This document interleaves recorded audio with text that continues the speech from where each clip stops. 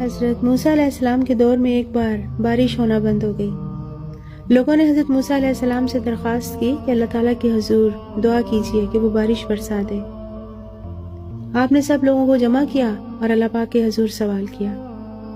اللہ تعالیٰ نے فرمایا، موسیٰ اس وقت تک بارش نہیں ہوگی جب تک آپ اپنی اس مجلس سے اس آدمی کو باہر نہ نکال دیں جو 40 سال سے گناہ میں مشغول ہے۔ حضرت موسیٰ علیہ السلام نے اعلان کیا کہ 40 سالہ گناہ گار جب تک یہ مجلس نہیں چھوڑے گا اس وقت تک بارش نہیں ہوگی۔ اب وہ بندہ سوچنے لگا کہ اگر ابھی اٹھتا ہوں تو لوگوں کی انگلیاں میری طرف اٹھیں گی کہ یہی وہ شخص ہے جو 40 سال سے گناہ کر رہا ہے، اور اگر نہیں اٹھتا ہوں تو بارش نہیں ہوگی۔ عجیب کشمکش میں تھا۔ پھر اللہ تعالیٰ سے دل میں صلح کرتا ہے، توبہ کرتا ہے اور کہتا ہے کہ یا اللہ، 40 سال تک آپ نے میرے ہر گناہ پر پردہ ڈالا، تو آج بھی میرے گناہ پر پردہ ڈال دے۔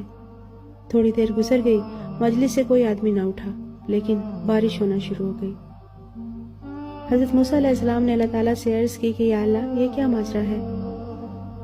اللہ پاک نے فرمایا، اے موسیٰ، آپ کے اعلان کرنے کے بعد اس گناہ گار نے گریبان میں منہ ڈالا اور رونے لگا، کہنے لگا کہ یا اللہ، تو نے 40 برس میرا پردہ رکھا، آج بھی پردہ رکھ لے۔ یا اللہ، اب میری توبہ ہے، میں اپنے کیے پر نادم ہوں۔